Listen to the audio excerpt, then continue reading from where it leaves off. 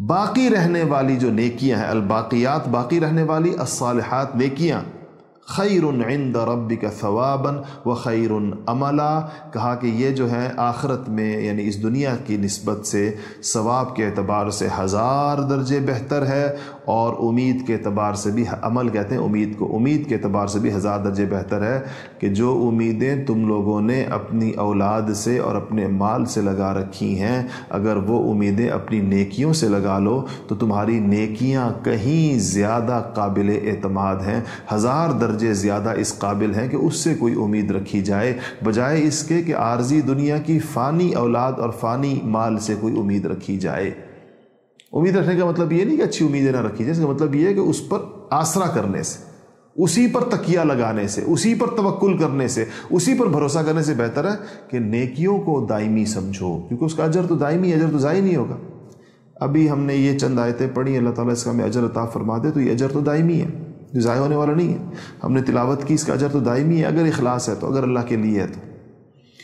ایک دفعہ زبان سے کہہ دے سبحان اللہ، میں نے کہا آپ بھی کہہ دیں سبحان اللہ، سبحان اللہ، الحمدللہ، اللہ اکبر، اس کا اجر دائمی ہے۔ ہم نے الحمدللہ کہہ دیا، آپ نے بھی کہا میرے ساتھ، اس پر جو اجر مرتب ہوا وہ ہمیشہ ہمیشہ چلتا رہے گا۔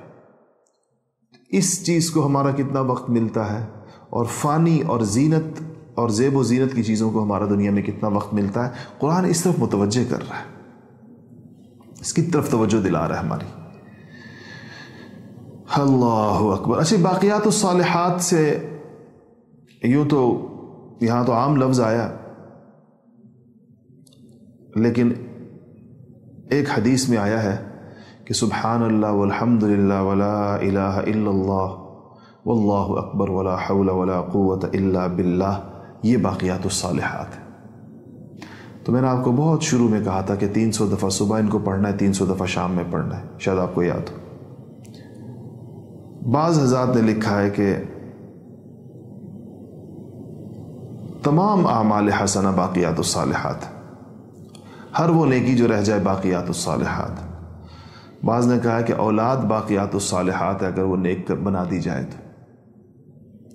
اگر صرف اولاد ہے تو ظاہر ہے زینت الحیات دنیا، دنیا میں تو زینت ہے، خوشی کا سامان ہے، اور اگر نیک ہے تو باقیات الصالحات ہے۔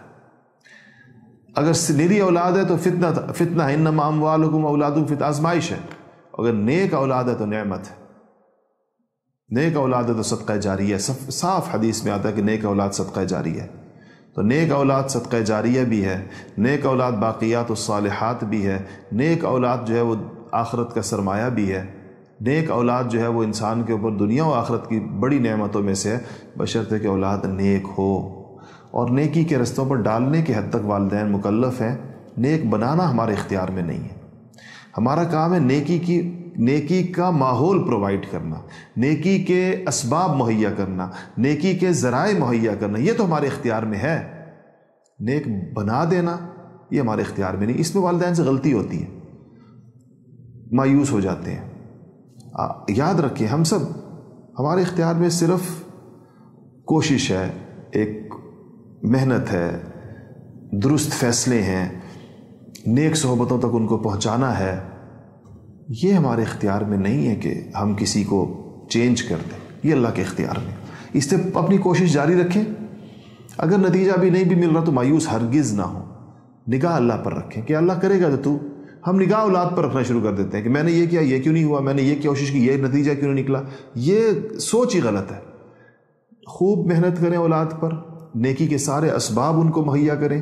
اب یہ کوشش آپ کے اختیار میں ہے، نتیجہ اللہ کے، تو کوشش بچوں پر کریں، نگاہ اللہ پر رکھیں، ہر وقت اللہ پہ نگاہ رکھیں اور اللہ سے دعا مانگیں، یا اللہ یہ میں نے کوشش کی ہے ٹوٹی پھوٹی، یا اللہ تو اس کوشش کو ثمر خیز کر دے، برابر کر دے۔ اور یہ نہ سوچیں کہ میری کوشش کا نتیجہ یہ میں جو ہے نا یہ ہمارے کام خراب کرتی ہے، میں نے یہ کیا تو یہ کیوں نہیں ہوا، میں نے یہ کیا تو یہ کیوں نہیں ہوا، میں کچھ نہیں ہوتا، سب کچھ اللہ کے پاس سے ہوتا۔ تو ہم اپنی ٹوٹی پھوٹی کوشش کریں گے، پوری بھرپور کوشش کریں گے، لیکن اس کو ٹوٹا پھوٹا سمجھیں گے، اعلیٰ ترین محنت کریں گے لیکن اس کو کچھ نہیں سمجھیں گے، اور پھر نگاہ اللہ پر رکھیں گے کہ اللہ کرنا تو نے۔ المال والبنون زینت الحیات الدنیا، مال اور بیٹے دنیا کی زندگی کی رونق ہیں، اور باقی رہنے والی نیکیوں کا جو ہے وہ اللہ تعالیٰ کے ہاں اجر جو ہے وہ بہت بہتر ہے، اور توقع بھی اس کی بہت بہتر ہے، اس کے لیے امید کے اعتبار سے وہ 1000 درجے بہتر ہے۔